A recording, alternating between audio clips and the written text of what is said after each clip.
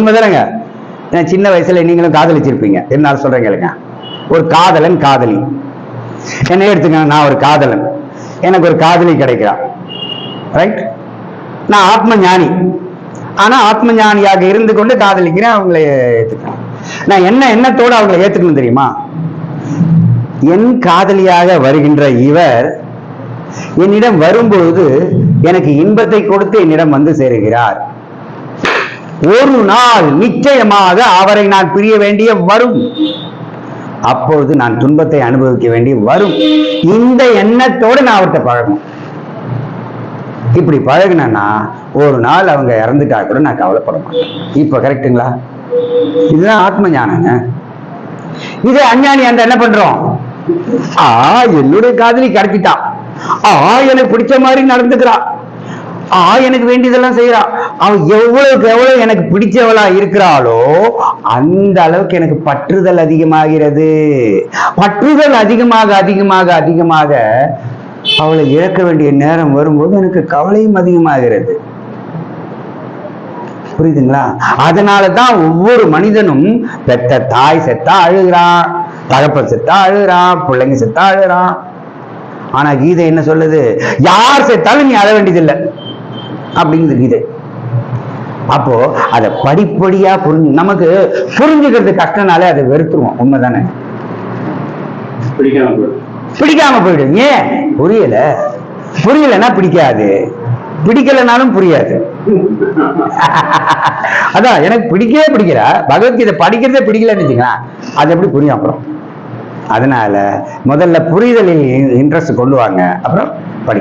சரிங்க ஐயா, சரி. அப்ப இழப்புணர்ச்சி கவலையிலிருந்து ஆத்ம ஞானம் 3 படிகள்ல உன்னை காப்பாத்திருக்கு. சொல்லட்டுமா? நீங்க சொல்றீங்களா? ஆத்மாவாகிய எனக்கு எதுவும் சொந்தமில்லை. கமான். இப்ப என் மகன் எனக்கு சொந்தமானவன் இல்லைன்னு நினைக்கும் போது உங்களுக்கு அழுக வராது. ஐயோ என் மகன் நினைச்சு பாருங்க, அழுக வரும். எதுவும் சொந்தமில்லாத ஆத்மா எதையும் இழக்க முடியாது. எதுவும் சொந்தமில்லாத ஆத்மா எதையும் இழக்க முடியாது. எதையும் இழக்க முடியாத ஆத்மா எதற்காகவும் வருத்தப்படாது, கவலைப்படாது, அழாது, எக்ஸெட்ரா. சரியா போச்சு. இவ்வளவுதாங்க. சரி, அடுத்து செயல் செய்யாம யாராலும் இருக்க முடியாது ஒரு நிமிடம் கூட. இன்னும் என்னால அமைதியா இருக்க முடியுமே, செயல் செய்யாம இருக்க முடியுமே அப்படின்னா எதுவும் செய்யாம இருக்கணுங்கிற செயலை செஞ்சிட்டு இருக்கேன்னு அர்த்தம். அதுவும் ஒரு செயல் தான். அந்த வகையில பார்த்தா யாராலையும் செயல் செய்யாம இருக்க முடியாது. செயல்னு ஒண்ணு செஞ்சாலே வெற்றி தோல்வின்னு வர ஆரம்பிக்கும். தோல்வி நிச்சயமா துன்பத்தை கொடுக்குது இல்ல, அது யாருக்குமே டவுட் இல்லை. உண்மைதானப்பா? ஆனா ரகசியம் என்னன்னா வெற்றியும் உங்களுக்கு துன்பத்தை கொடுக்குது. நம்ப முடியல. வெற்றி என்னத்தை தரும்? லாபத்தை கொடுக்கும். ஒத்துக்கிறீங்களா? வெற்றி என்பது லாபத்தை கொடுக்கும். லாபம் என்பது இன்பத்தை கொடுக்கும். இன்பம் என்பது சொத்துக்களை குவிக்கும். ரைட்டுங்களா இல்லையா? லாபமும் சொத்துக்களும் என்ன பண்ணும்? லாபமும் இன்பமும் சொத்துக்களை குவிக்கும். You become a watchman to your property. அதுக்கு முன்னாடி நீ ராஜா. வீடே இல்லாதவனுக்கு வாடகை வீட்டுல இருக்கிறான், அவன் சொல்லுவானா ஊரெல்லாம் எனக்கு வீடு இருக்குடா அப்படின்னு வானா. சொந்த வீட்டுக்காரன் சொல்ல முடியாது. உண்மையா இல்லையா? நீங்களே சொல்லுங்க. அது மாதிரி தாங்க இதுவும். அதனால சொத்துக்கள் சேர்ந்துட்டாலே சொத்துக்களே நமக்கு எதிரியாகி போகுதுங்க. சில பேருக்கு சொத்துக்களே எதிரியாகி சொந்தக்காரங்களே நம்மளை இது பண்ணுவாங்க. அதெல்லாம் இருக்கு வாழ்க்கையில. என்ன சொல்ல வரேன்னா, அவங்கள விடுங்க, நமக்கே கூட ஒரு மமதையை ஏற்படுத்தும், கர்வத்தை ஏற்படுத்தும். அதனால we become watchman to our property. அப்படி என்ன அர்த்தம்? பக்கத்து வீட்டுக்காரன் செவுத்து ஒரு ஜான் தள்ளி வச்சுட்டாருன்னா உடனே நமக்கு டென்ஷன் ஆயிடுவோம். இந்த வக்கீல போய் பார்ப்போம், அந்த வக்கீல போய் பார்ப்போம், அவங்க கிட்ட சண்டைக்கு போவோம், நிம்மதியே இருக்காது, போராடிக்கிட்டு இருப்போம். அவன் நினைச்சுவான் ஏற்கனவே இவரு ஆல்ரெடி வந்துட்டு தான் நினைச்சிட்டு அவனும் அது மாதிரி துள்ளிக்கிட்டு இருக்கான். 2 பேரும் முட்டிக்கிட்டு சாக வேண்டியதான் கடைசி வரைக்கும். இதெல்லாம் வாய்க்கா சண்டை எல்லாம் எவ்வளவு வருது கோர்ட்டுக்கு பாருங்க. இதெல்லாம் ப்ராப்பர்ட்டி, சொத்துக்கள் இருக்கிறவங்களுக்கு அதுலயும் பிரச்சனை இருக்குன்னு சொல்ல வரேன். ஆனா அது மட்டுமே பிரச்சனைன்னு சொல்ல வரல, அதுக்கும் பிரச்சனை இருக்குன்னு சொல்ல வரேன். ஓகே, அப்போ வெற்றினா அப்போ செயல் செஞ்சாலே உங்களுக்கு துன்பம் வருது. அப்ப நீ என்ன பண்ணணும்னா பலநோக்கின்றி செயல் செய்யணும்.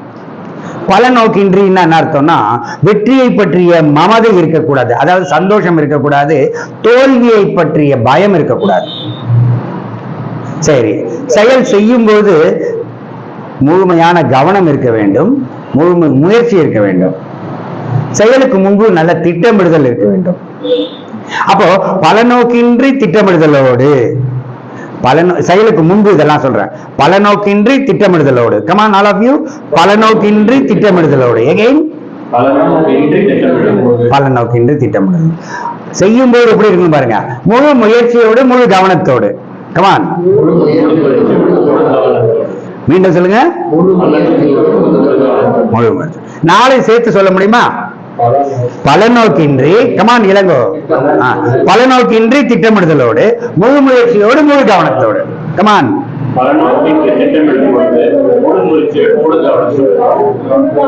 சில ஆசிரியர்கள்லாம் ஹோம்ஒர்க்கை வீட்டுக்கு கொடுத்து அனுப்புவாங்க. இந்த வாத்தியார் எப்படி தெரியுங்களா, அங்கேயே பண்ண வச்சிருவேன். அதான் டைப், வேற ஒண்ணும் இல்லை, ஈஸி ஆகிட்டோம்னா நீங்க வா இன்னொரு வகுப்புக்கு வா. உனக்கு மறக்குதுன்னு என்ன, நல்லது மறந்தா என்னக்கா பண்ணணும், திருப்பி அதை எடுக்கணும்ல, அவ்வளவுதான். சாப்பிட்டது செரிச்சு போச்சுன்னா என்ன பண்றீங்க, மீண்டும் சாப்பிடுறீங்கல்ல. அது மாதிரி உள்ள கொடுத்த ஞானம் மண்டையில ஏறாம போயிடுச்சுன்னா மறந்து போகுதுன்னு அர்த்தம், அல்லது ஏறினது வெளியே போயிடுச்சு, திருப்பி வந்து பெற்றுக்கொள், அவ்வளவுதான். சரிங்க ஐயா. ஆமா, ஏன்னா ஏம்பா நீ வெற்றி அடையும் வரை முயற்சி செய்ப்பா. 100 அடியில தண்ணி வருதுன்னு வச்சுக்காங்களேன், நீ 98 அடி வரையும் தோண்டிட்டு விட்டுட்டீங்கன்னா என்ன ஆகும், முழு தோல்விதான். தண்ணி கிடைக்கும் வரை நான் தோண்டிக்கிட்டே இருப்பேன், அப்ப எப்படி வெற்றி கிடைச்சிரும்ல. இந்த பாயிண்ட் எல்லாம் இன்சிஸ்ட் பண்ணுது. அவ்வளவுதான்.